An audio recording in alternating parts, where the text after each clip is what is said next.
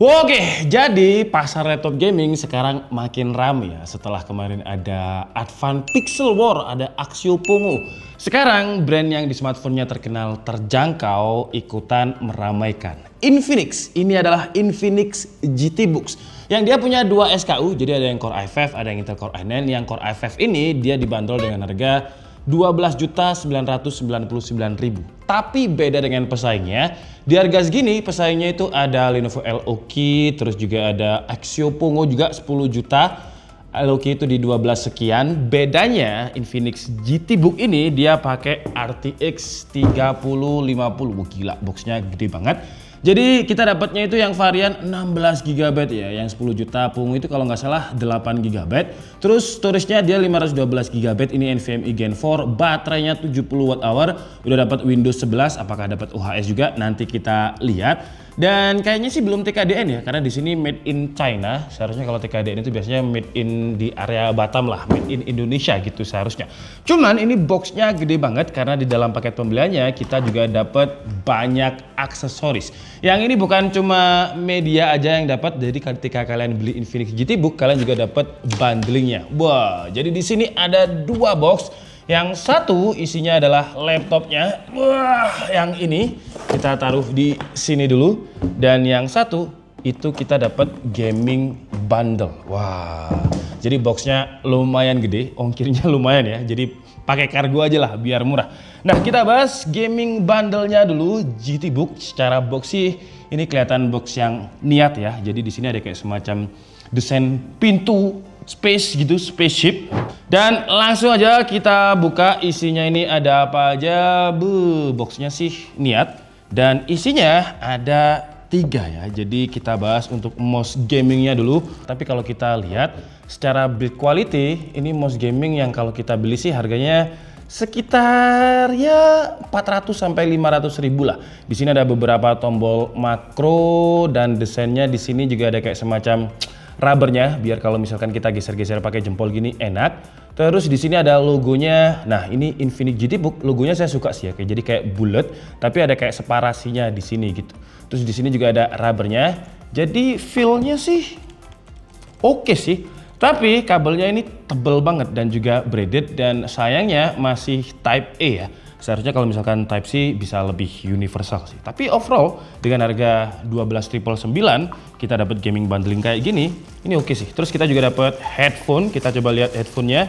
Wah, kayak ala-ala headphone-nya mirip-mirip headphone-nya Vantex ya kalau desainnya kayak gini. Kabelnya juga udah braided sama kayak mouse gamingnya. Terus dia juga udah built-in sama mikrofon dan kalau dipakai ya ini mirip-mirip sama headphone atau headset gamingnya Vantex yang di sini ada kayak semacam controller. Controllernya ini gede banget. Jadi ini untuk mute dan juga unmute mikrofonnya ada, volume up and down-nya ada. Ini untuk RGB seharusnya. Nanti kita coba deh, kita unboxing juga sekalian sama laptopnya. Terus kita juga dapat mousepad. Nah, jadi di sini ada kayak semacam micro USB-nya untuk menyalakan RGB-nya. RGB-nya itu ada di pinggir-pinggirnya gini nih. Nah, jadi dia bisa nyala nanti dan desainnya juga desain-desain ala GT Book. Dan menarik, apakah si Infinix ini bisa bersaing di pasar laptop gaming kayak di smartphone-nya? Kalau di smartphone-nya ya saya berani bilang lah smartphone-nya Infinix itu kalau harga 1 sampai 3 juta grupnya Transsion Holding itu yang merajai. Tapi kalau di laptop gaming, wah saingannya banyak. Ada Axio Pongo 10 juta, Lenovo Leok itu juga 12 juta sama kayak Infinix. Cuman pinternya Infinix dia kasih GPU yang lebih gede dibandingkan pesaingnya. Pesaingnya di antara harga 10 sampai 12 juta itu masih pakai RTX 2050. Tapi Infinix kasih RTX 3050. Pinternya prosesornya yang diturunin. Jadi kalau yang lain itu prosesornya dia pakai Core i7 Gen 12, ada yang Gen 13. Nah, Infinix pakai Intel Core i5 generasi 12, tapi RAM-nya dia yang paling gede ya untuk harga 12 juta. RAM-nya itu 16 GB dengan storage 512 GB. Wow. Berat ya, ini chargernya berapa nih? Chargernya lumayan berat juga. BTW disclaimer dulu ya, ini bukan video review. Nanti reviewnya kita bahas, kita belum tes. Wah gila, chargernya kalau kalian lihat ini gede banget nih. Ini dia ada di 190 watt, hampir 190 watt.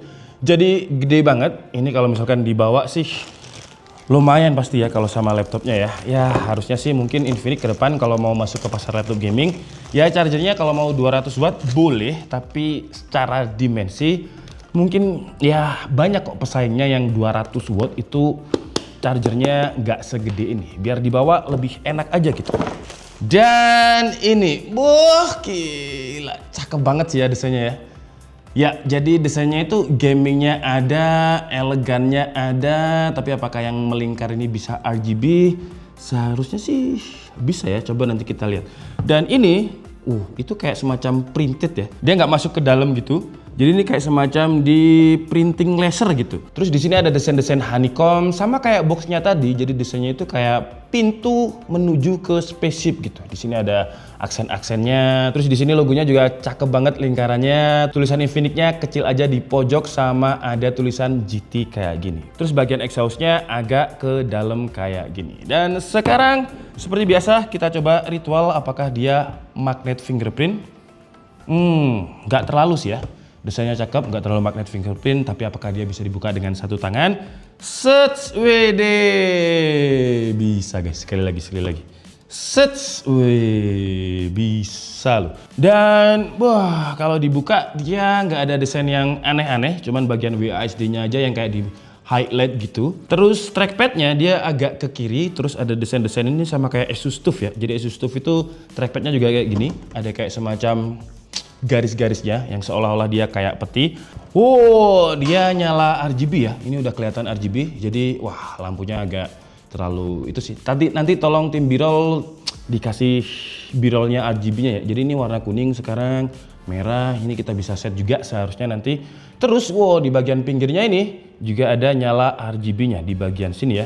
Sayangnya ini nggak RGB nih. RGB-nya ada di sini, tapi terlihat lebih gaming look, gak terlalu lebay, jadi elegannya ada, tapi gamingnya juga tetap ada gitu. Wah, kira-kira seperti ini ya kalau semuanya terpasang. Maaf kabelnya saya selip-selipin di situ biar kelihatan rapi aja. Dan ya ini gaming setupnya si Infinix GT Book. Karena ini video unboxing aja sama hands on, jadi kita coba lihat untuk aplikasi-aplikasinya ada apa aja ya yang bawaannya Infinix. Karena kalau kita ngomongin MSI, dia ada MSI Center, Asus ada Armoury Crate, Acer Predator ada Nitro Sense dan seterusnya. XP ada XP Command Center. Nah ini ada beberapa aplikasi yang udah kita install sendiri. Itu ada Valorant. Layarnya ini kayaknya pakai layar IPS. Coba ini saya mentokkan dulu untuk brightness-nya. Nah ini paling mentok brightness-nya. Tapi kalau di kamera kayak pakai IPS level ya. Karena kalau dari atas ada kayak semacam color bleeding-nya gitu. Coba deh saya lihat. Tapi kalau saya lihat langsung enggak loh. Dari kiri kanan juga aman. Coba kalau misalkan kiri kanannya tuh di kamera aman juga. IPS-nya ini nggak terlalu color bleeding. Tapi kalau dari atas terus dari kamera ada kayak semacam color bleeding gitu. Padahal kalau dilihat secara mata langsung nggak ada. Oke, jadi aplikasi bawaannya itu ada Control Center sama Gaming Mouse XM01. Kita coba buka deh Gaming Mouse XM01. Berarti ini si mouse bawaannya ya. Karena ini secara desain memang ini kayak bukan entah OM atau enggak, tapi yang jelas dia desainnya itu desain-desain yang juga sama laptopnya. Jadi ada kayak semacam lingkarannya. Terus di sini ada akrilik RGB, keren sih. Terus di sini kita bisa set tombol makronya juga. LED-nya kita bisa pilih, RGB-nya kayak apa, performance-nya. Jadi kita bisa set sensitivity-nya, scroll speed-nya, makronya juga kita bisa set. Dan nggak kayak laptopnya Infinix yang masuk duluan, yang entry level, yang Core i3 kalau nggak salah Infinix dulu ya. Itu sekarang di sini ada yang namanya Control Center. Nah, tampilan gaming banget ya. Jadi di sini ada System Mode, yang di sini ada kayak semacam monitoring CPU, GPU, sama untuk memory usage-nya. Untuk RAM-nya dia pakai Samsung nih, 16GB LPDDR5X ya. Harusnya LPDDR5X ya. Kita coba lihat di Touch Manager-nya untuk speed RAM-nya ini ada di berapa? Dia DDR5 dengan speednya itu di 5200. Dan ya 16 GB. Terus kita bisa lihat di sini GPU-nya dia pakai RTX 3050 6 GB. Dan di sini kita bisa ubah performance mode, office mode atau gaming mode. Yang paling kenceng itu di gaming mode. Ya kita masuk ke gaming mode aja. Terus ada light mode juga yang RGB-nya ini bisa kita custom di 1 2 3 4 zona ya. Terus juga ada presetnya, ada always on, ada breeze, ada clock dan juga ada rainbow. Ya standarnya RGB sih ya. Terus juga ada system setting. Sistem settingnya apa nih?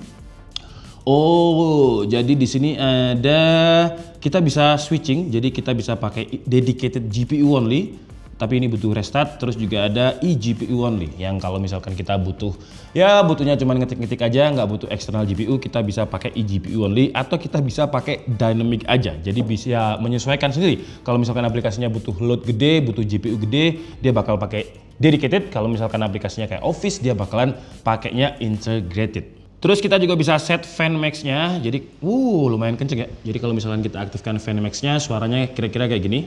Tapi ini biasanya kalau misalkan dia butuh load yang gede banget, kipasnya bakal otomatis menyesuaikan. Terus di bagian back zone, di bagian exhaust-nya ini kita juga bisa set nih di sini. Wah, bisa kita set warnanya juga. Udah sih, software-nya itu aja yang integrated. Coba saya lihat lagi, ya bener, nggak ada.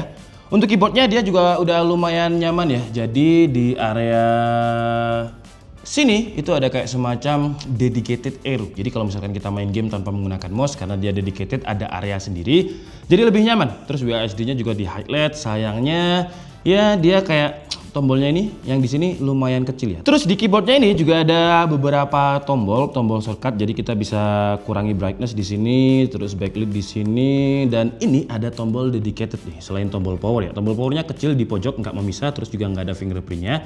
Di sini ada tulisannya Infinix GT. Ini tombol apa nih ya? Ini nggak ada yang berfungsi kalau misalkan saya pencet. Coba kita pencet lagi. Apa harus pakai FN ya? FN. Ya, nggak ada yang berubah. Kipasnya juga nggak ada yang berubah. Nantilah di video reviewnya kita selidiki 3 tombol ini tombol apa. Tapi yang jelas ini sekarang sih nggak ada fungsinya ya kalau misalkan saya pencet-pencet.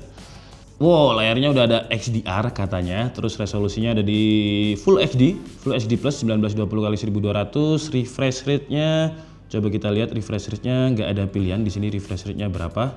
Wah, ini jadi untuk layarnya dia ada di Full HD Plus, warnanya itu 8 bit. Dan resolusinya ada di 120 Hz. Kamera, sebelum kita bongkar kita bahas dulu untuk kameranya, apakah dia udah 1080p 30 fps atau masih standar di 720p. Coba kita lihat ya. Untuk videonya dia juga udah 1080p 30 fps, jadi udah cukup jelas. Oke, aman, nggak perlu webcam eksternal kalau misalkan digunakan untuk meeting online aja. Dan ya, sekarang langsung aja kita bongkar di dalamnya ini ada apa aja. Terus exhaustnya tadi di belakang semua ya, exhaust di belakang semua. Untuk port-portnya dia masih ada port full SD card. Terus ada audio jack, ada ini apa nih? Ini ada mini display port di sini. Terus ada Type-C juga, yang Type-C-nya ini juga udah Thunderbolt, ada HDMI, ada input power. Terus untuk bagian belakangnya sebelum kita bongkar ya, bagian belakangnya ini aksen-aksen warnanya saya suka sih karena kayak keren aja. Perpaduan antara warna grey sama oranye itu kayak pas gitu. Oh, di sini ada pentilannya ya. Ini kayaknya biar bukanya gampang deh. Nah, setelah bautnya dicopot semua, kita coba lihat. Untuk ini dia pakai plastik sih. Plastik apa besi ya? Kayaknya plastik deh. Kalau dari suaranya plastik karena dia juga nggak dingin juga. Cuman grill-grillnya yang oranye ini dia kayak pakai besi ram gitu. Wah, di sininya juga ada kayak semacam thermal paste-nya. Jadi ini area untuk mendinginkan SSD, ini untuk mendinginkan mana nih? Mendinginkan sini area chip WiFi. Nah, ini bagian dalamnya. Jadi untuk SSD-nya dia pakai 4SC 512GB NVMe Gen 4 yang speed-nya seharusnya di atas 5000, tapi nanti reviewnya kita bahas ya. Terus untuk baterainya dia punya kapasitas 70 Wh yang segede ini. Terus gak ada opsi lagi untuk M.2 yang kosong, RAM-nya pun juga onboard karena RAM-nya ini LPDDR5X, jadi nggak bisa di-upgrade. Terus untuk coolingnya dia ada cooling 2, yang satunya ini nggak terlalu gede, jadi sistemnya mirip-mirip sama laptop gaming yang biasanya. Jadi kipasnya di sini kecil, di sini gede.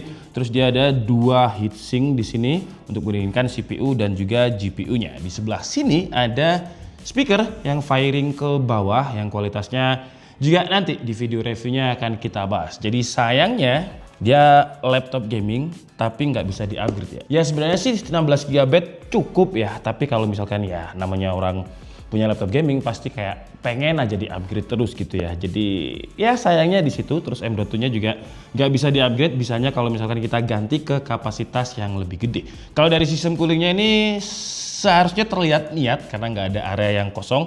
Tapi nanti untuk suhunya, throttlingnya gimana, kita bahas di reviewnya aja. Dan first impresi saya untuk hands on dari Infinix GT Book ini dengan harga 12 juta, kalau kita lihat cuma dari segi dapur pacunya aja, dia lebih baik di GPU-nya. Dia pakai RTX 3050 sedangkan kompetitornya itu di RTX 2050, tapi kompetitornya menang di CPU. Dia pakai Intel Core i7 untuk kompetitornya. Nah, si Infinix dia pakai Intel Core i5. Tapi kalau misalkan kalian pengen spesifikasi yang lebih gede, ada SKU lain yang dia pakai Intel Core i9 13900H dengan RTX 4060. Harganya itu di 18.999.000. Tapi kalau dari segi desain, ini kayak bukan laptop entry level gitu, karena dia yang ini pakai aluminium, terus juga solid banget, terus RGB-nya pun juga pas gitu. Kalau saya pribadi suka banget dengan desainnya Infinix GT Book ini, atau memang karena ya dia baru keluar, baru saya lihat fresh gitu, jadi terlihatnya oke aja karena saya belum pernah lihat. Tapi first impression saya untuk Infinix GT Book dengan harga segitu, dengan bundling yang dia dapatkan, terus juga nanti mungkin ada promo-promo lain, dia si Infinix GT Book ini bisa jadi alternatif baru lah di dunia pasar laptop gaming Indonesia. Saya Andika Sabudi and see you on the next video. Bye-bye.